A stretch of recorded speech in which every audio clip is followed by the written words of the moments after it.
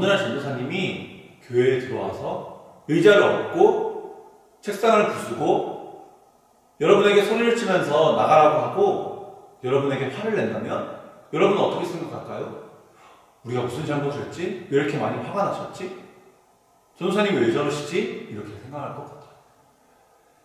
그런데 전도사님이 아무리 화가 나는 일이 있다고 해도 교회의 물건을 어지럽히고 부수고 깨트리는 일은 하지 않을 것 같아요.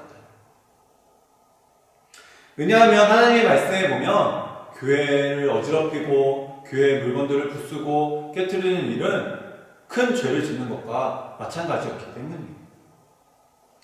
이만큼 여러분도 교회의 물건을 여러분의 물건보다 소중하게 생각해야 돼요. 왜냐하면 그것이 너무나 큰 죄이기 때문입니다.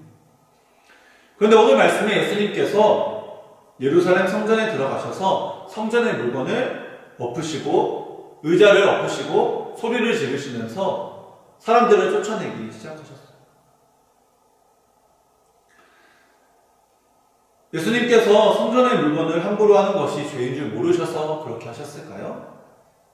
예수님은 누구보다 하나님의 말씀을 잘 알고 계시는 분이셨어요. 그리고 성전을 누구보다 사랑하시는 분이 바로 예수님이셨어요.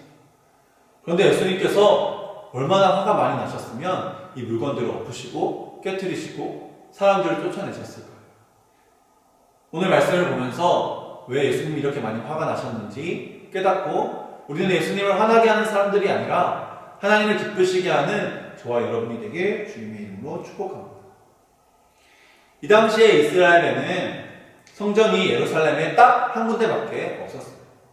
그래서 이스라엘 사람들은 예루살렘에 모여서 하나님께 예배드릴 수밖에 없었어요. 역대하 7장에 보면 하나님께서 성전을 완성한 솔로몬 왕에게 이렇게 말씀하셨어요.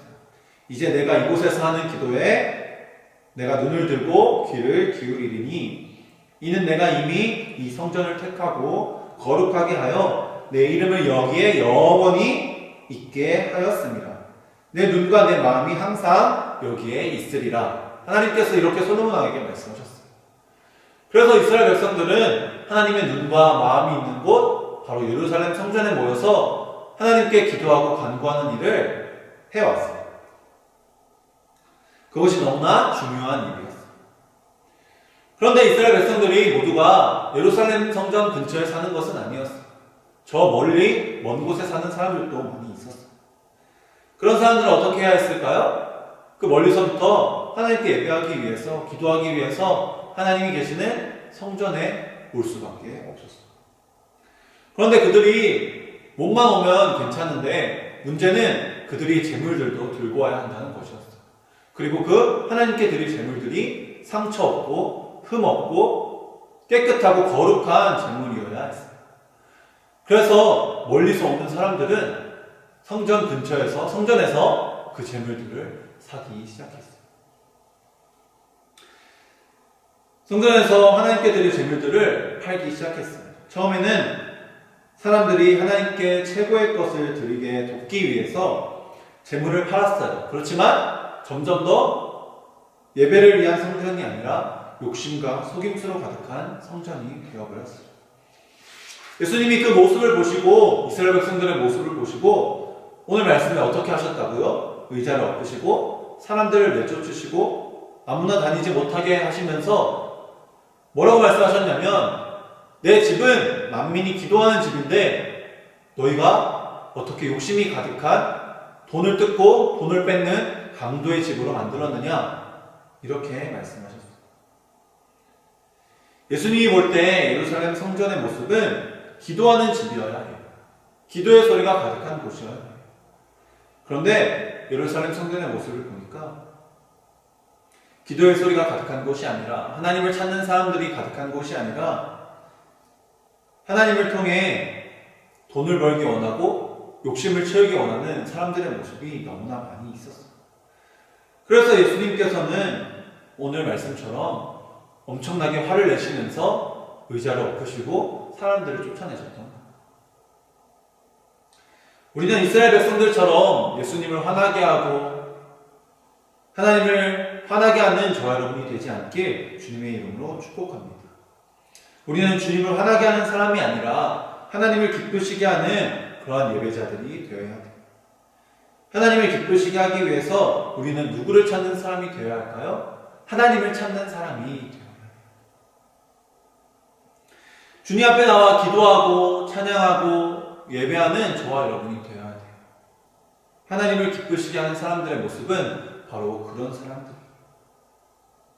그런데 저와 여러분의 모습을 돌아보았을 때 과연 저와 여러분이 하나님을 기쁘시게 하는 사람들의 모습이었나요? 그러지 못할 때가 너무나 많았던 것 같아요.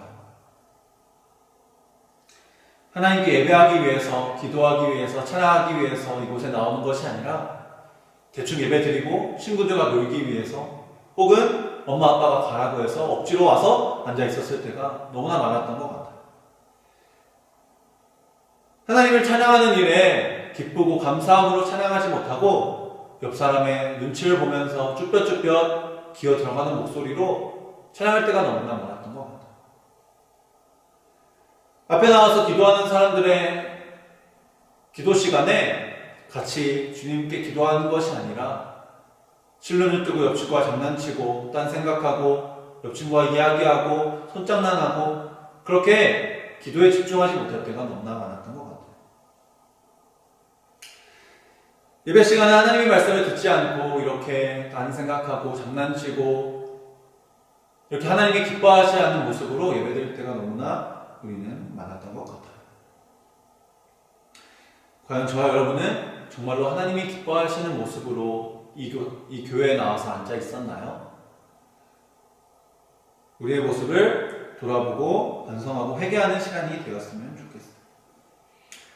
더욱이 억지로 앉아있던 그 모습도 지금 이곳에는 보이지가 않아요. 코로나19 바이러스로 인해 주님 앞에 나와서 예배드리지 못하고 있어요. 정말 슬픈 일이에요. 아무도 없는 이 성전의 모습을 보면서 우리가 억지로 드리는 이 예배를 도저히 보고 있을 수 없으셨던 하나님께서 우리가 이곳에 모이지 못하도록 하신 것이 아닌가 하는 생각도 들곤 해요. 하나님께서 이스라엘 백성들을 쫓아내신 것처럼 우리를 쫓아내신 것이 아닐까 하는 생각도 들게 해요. 과연 여러분의 모습은, 여러분의 이 교회에서의 모습은 어떤 모습이었나요? 우리가 아벨처럼 하나님이 찾으시던 하나님을 기쁘시게 하는 예배자의 모습이었나요? 아니면 가인처럼 예배는 드리지만 죄를 짓고 하나님을 슬프게 하는 하나님이 받지 않으시는 예배를 드리는 사람들은 아니었나요?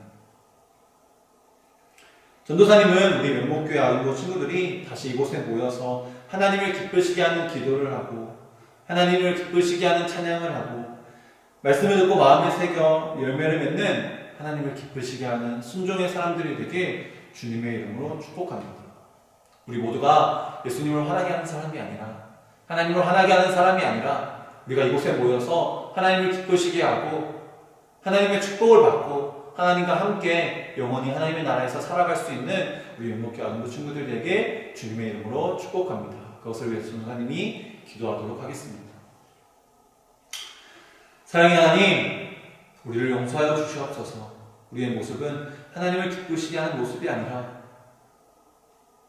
의자를 엎어버리고 싶을 만큼 사람들을 쫓아내고 싶을 만큼 기도 소리가 가득한 것이 아니라 하나님께 찬양하는 찬양의 소리가 가득한 것이 아니라 예배의 소리가 가득한 것이 아니라 억지로 앉아있는 딴 생각하는 육신의 사람들의 모습이 너무나 많았습니다. 우리를 용서하여 주시고 우리가 다시 이곳에 모여서 하나님을 찬양하며 하나님께 기도하며 하나님께 예배드릴 수 있는 우리 연목교회 아름보가 될 수 있도록 주님 축복하여 주시옵소서.